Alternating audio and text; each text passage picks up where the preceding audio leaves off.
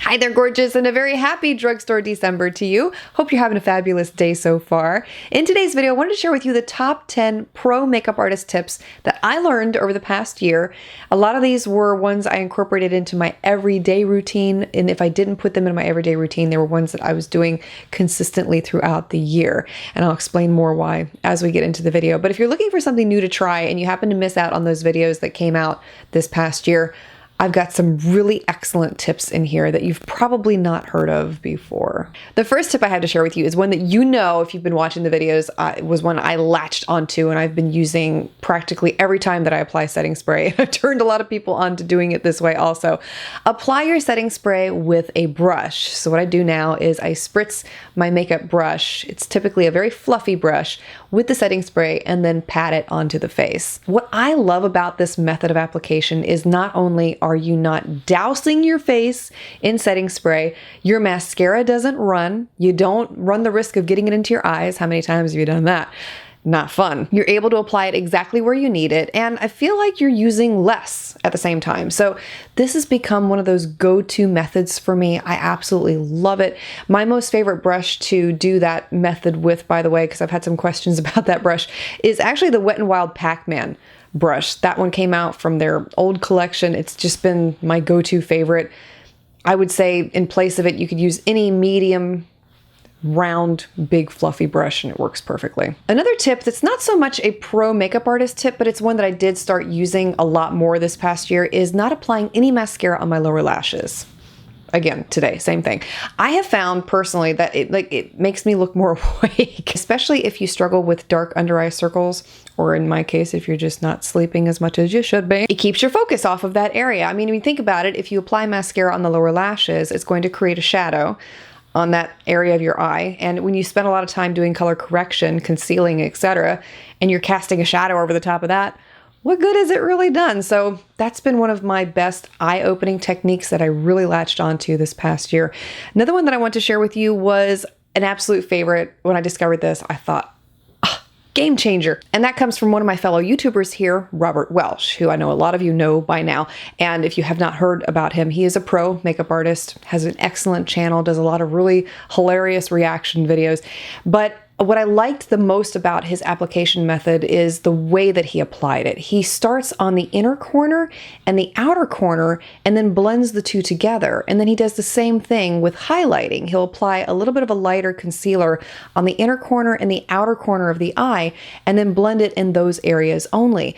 And at first I was a little hesitant to try this new method of application, but I couldn't believe how much lifted and brighter my eyes looked, especially on the outer corner, just by that small addition of the little bit lighter concealer that I had applied. So this became one of the best methods I learned this past year, and one that I was repeatedly doing over and over again. By the way, if you've not seen that video where I tried out Robert's technique, I'll have it linked for you below in the description box. Try it out. You will be amazed at what a difference it makes in how brighter your eyes look.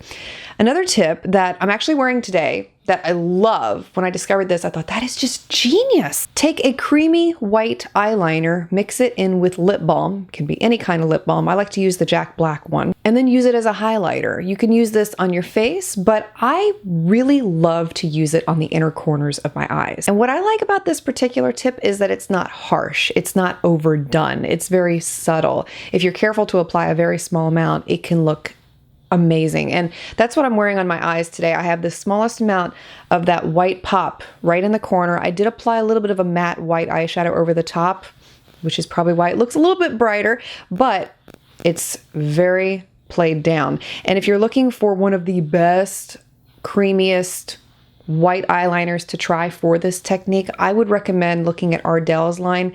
They have these Wanna Get Lucky gel liners, and the white shade, that is my go-to when I'm creating this kind of technique, and it is gorgeous. Another tip I learned this past year that really does brighten up your face, it warms up your complexion, and it gives you a very natural appearance, is to layer your blushes. So the way that you do this, you can do this two ways. So the first way I'll show you here is you can apply a matte blush and apply this from the cheek to the temple, sweep it upwards, and then take a more luminous shade and pop it right onto the apples of the cheeks. You would think the idea of layering blushes would be way too much, but if you're careful to select the right two and just play around with different combinations, you may be surprised at how much beautiful color you can add to your skin and how radiant it will look.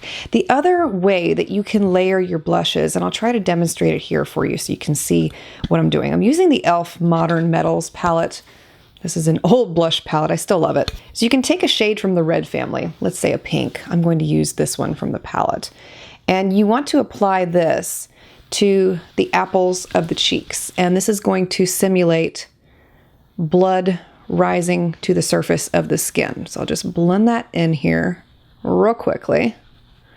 Then take a peach or a coral shade. So I'm using this one from the palette, anything within the orange family, and apply that to the high point of the cheek and blend it up into the temple. And this gives the illusion of heat rising. It's a really beautiful effect, almost gradient-like on the skin. Very subtle, nothing crazy, but you can see what it does there. It's just absolutely beautiful. Now I gotta make the other side match. Another tip I want to share with you, I don't really think I learned it this past year, but I started doing it a lot more this year, and I'm sure you've heard about this one. Apply your setting powder with a damp blending sponge. Not only is this great for those who have dry skin, I know people with dry skin typically don't apply powder, but in the event that you want to, this is a great way to do it.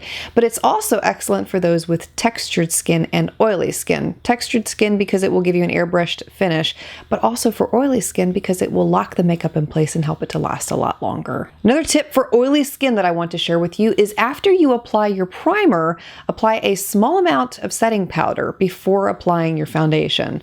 That was one that I tried consistently over the past year, and I was simply amazed at the results. I was hesitant to even put a foundation over powder, but I'll talk a little bit later about a whole routine that I tried out this past year that really does, I mean, it's totally backwards in how you would apply your makeup, but it really does work to extend the wear time of the products on your face. It's just amazing. When you're applying your contour and highlighter, try not to apply it directly to your face like this. This is just an example that I'm pulling off of an image I found on the web just to show you exactly what I mean here. You don't really want to draw products on the face like this. I know this is the trending thing to do, and this is what a lot of people are doing. The problem with this method of application is that it can become hard to blend, and then you end up with splotchy areas and it just doesn't look even. I know not everybody is going to have that experience, but I'm talking specifically to those who may have tried this method before and then it didn't work and you got really disappointed and you couldn't understand why. That's probably why, because if you're going to do this kind of method, you want to work fast. Typically, you want to apply the product on your face and then blend immediately. But it's usually best to apply your contour highlighter products with a sponge or a brush directly from the pan to your face. So pick up the product, apply it, and it's going to be a lot easier that way and you'll struggle a lot less. The last makeup artist tip that I learned this past year, and I think that this was going around in a viral TikTok video for a while too, and it came from one of my subscribers when I did the video on when I tried out a lot of your makeup and beauty hacks that you had recommended to me. That was a great video, by the way. We have to do another one.